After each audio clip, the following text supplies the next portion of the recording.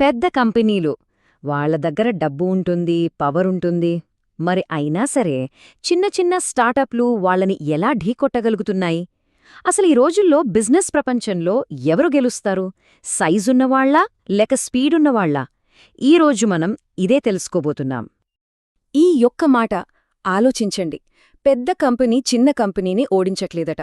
వేగంగా ఉన్న కంపెనీ నెమ్మదిగా ఉన్న కంపెనీని ఓడిస్తుందట. అంటే అస్సలు పోటీ సైజ్ గురించి, డబ్బు గురించి కానే కాదు, అంతా స్పీడ్ గురించే.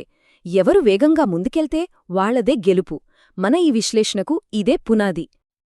సరే, వేగమే గెలుస్తుంది అంటున్నాం కదా, మరి ఇది నిజంగా ఎలా పనిచేస్తుంది?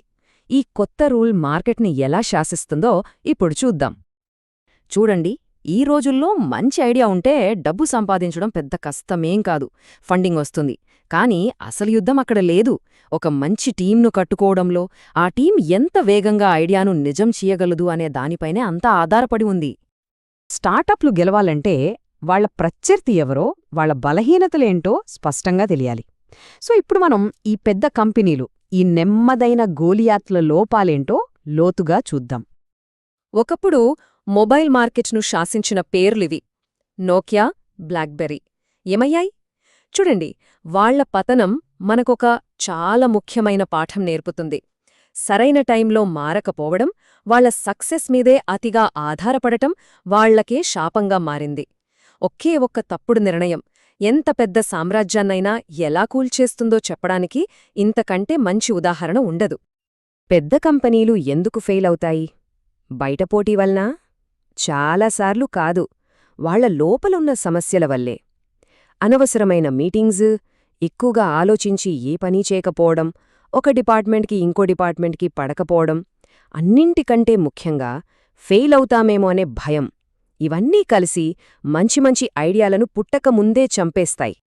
పెద్ద కంపెనీలలో ఒక విచిత్రమైన కల్చర్ ఉంటుంది. అక్కడ ఒక కొత్త ఐడియాకి ఎస్ చెప్పడం కన్నా నో చెప్పిన వాళ్లకే పవర్ ఎక్కువగా ఉంటుంది. ఆలోచించండి, ఎవరూ రిస్క్ తీసుకోవడానికి ఇష్టపడరు. అందుకే వాళ్ళు అంత నెమ్మదిగా ఉంటారు. సరే, గోలియత్ బలహీనతలు ఏంటో చూశాం కదా. ఇప్పుడు మన డేవిడ్ అంటే చిన్న స్టార్టప్లు ఈ బలహీనతలను తమకు అనుకూలంగా ఎలా మార్చుకోవాలి, వాళ్ల గెలుపు వ్యూహం ఎలా ఉండాలి చూద్దాం రండి. ఓకే, ఇదిగోండి స్టార్టప్ల కోసం ఒక సింపుల్ 4 స్టెప్ ప్లాన్. 1. పెద్ద కంపెనీలు వదిలేసిన ఒక చిన్న మార్కెట్ను పట్టుకుని దానికి రారాజవ్వండి. 2. వరల్డ్ క్లాస్ టీంని తయారు చేసుకోండి. అసలు సమస్య డబ్బు కాదు, మంచి మనుషులు దొరకడమే. 3. అనవసరమైన ఖర్చులు తగ్గించండి. ఆఫీసుల మీద, ఫర్నిచర్ మీద కాకుండా మీ టీం మీద, గ్రోత్ మీద డబ్బు పెట్టండి. 4. ఎప్పుడూ పెద్ద కంపెనీని కాపీ కొట్టొద్దు. వాళ్ల దారిలో వెళితే ఓడిపోతారు. మీకంటూ ఒక కొత్త దారిని వెతుక్కోండి. ఈ రోజుల్లో మార్కెట్ రూల్ చాలా సింపుల్. క్యాపిటల్ అనేది ఒక వస్తువులాంటిది, ఎక్కడైనా దొరుకుతుంది.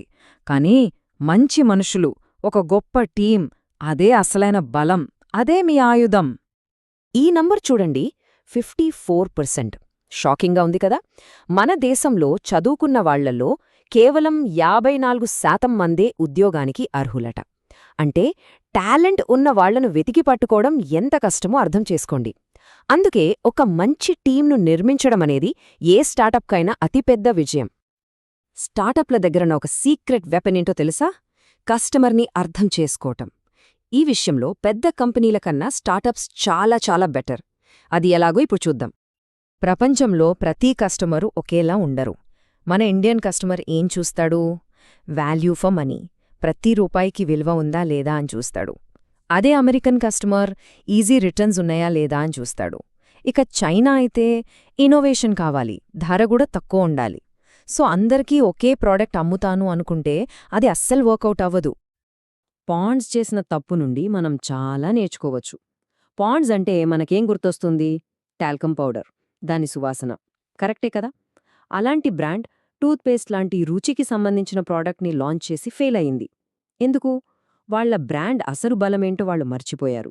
మీ బ్రాండ్ అంటే జనాలకు ఏంటో అర్థం చేసుకోకుండా ఏ కొత్త ప్రోడక్ట్ లాంచ్ చేసినా ఇదే గతి పడుతుంది. ఇది చాలా ఇంట్రెస్టింగ్ పాయింట్. ఇండియాలో జనాలకు కేవలం యునీక్ సెల్లింగ్ ప్రాపోజిషన్ సరిపోదు, వాళ్లకు యునీక్ షో ఆఫ్ ప్రాపోజిషన్ కావాలి. అంటే వాళ్లు కొన్న వస్తువు గురించి నలుగురికి గొప్పగా చెప్పుకోగలగాలి. ఇది చాలామందికి ఒక ముఖ్యమైన ప్రేరణ. సరే, ఇప్పటిదాకా చాలా విషయాలు మాట్లాడుకున్నాం. ఇప్పుడు వీటన్నింటిని కలిపి మీరు మీ పోటీలో గెలవడానికి ఉపయోగపడే కొన్ని ఫైనల్ టిప్స్ చూద్దాం. విజయానికి దారి ఏంటి? సింపుల్. సైజ్ ముఖ్యం కాదు, స్పీడ్ ముఖ్యం. పెద్ద సముద్రంలో మునిగిపోయే బదులు ఒక చిన్న చెరువుకి రాజు అవ్వండి. 10 పనులు అరకొరగా చేసే కంటే ఒక్క పనిని అద్భుతంగా చెయ్యండి. అన్నింటికన్నా ముఖ్యం, ఒక గొప్ప టీంను నిర్మించుకోండి. మీ మనుషులే మీ అసలైన బలం. ఇప్పుడు ఈ విశ్లేషణను ఒక ప్రశ్నతో ముగిద్దాం. ఒక్కసారి ఆలోచించండి, మీ ఫీల్డ్లో, మీ ఇండస్ట్రీలో ఆ నెమ్మదైన గోలియత్ ఎవరు? వాళ్ళు ఏ అవకాశాన్ని పట్టించుకోకుండా వదిలేస్తున్నారు? ఆ అవకాశాన్ని మీరు పట్టుకోగలరా? మీ సమాధానంలోనే మీ విజయం దాగి ఉండొచ్చు.